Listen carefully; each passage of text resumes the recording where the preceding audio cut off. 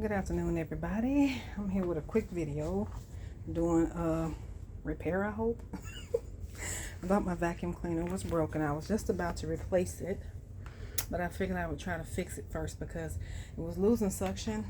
I wasn't able to, like, I found out it's got suction because I ran a coat hanger through it.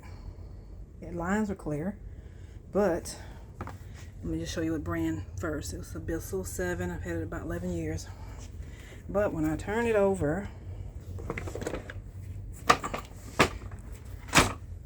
and disclaimer before I say this, make sure you have it unplugged, turned off and unplugged before you do anything.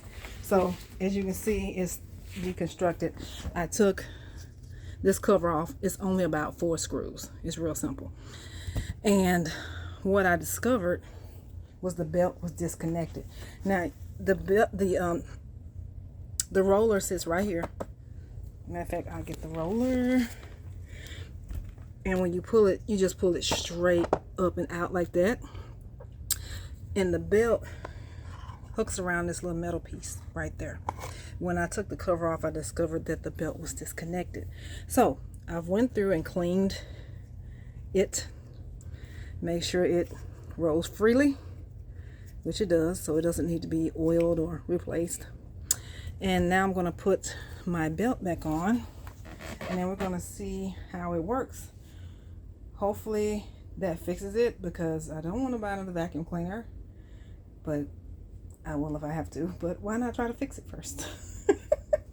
Anyway, let me put the roller and the belt back on, and I'll be right back. Okay, I'm happy to report that it's working properly. Now just hold your ears. I'm just gonna give it a test. You see it's not moving now. We're back in business. So that was a quick fix. I went ahead and replaced the belt since I had it, because I noticed that under the belt there was a there was a little tear. So I figured since I got it off, I might as well just replace it. It's been on there 11 years. Time for it to give up the ghost. Anyway, that was a repair on a Bissell 7. Simple.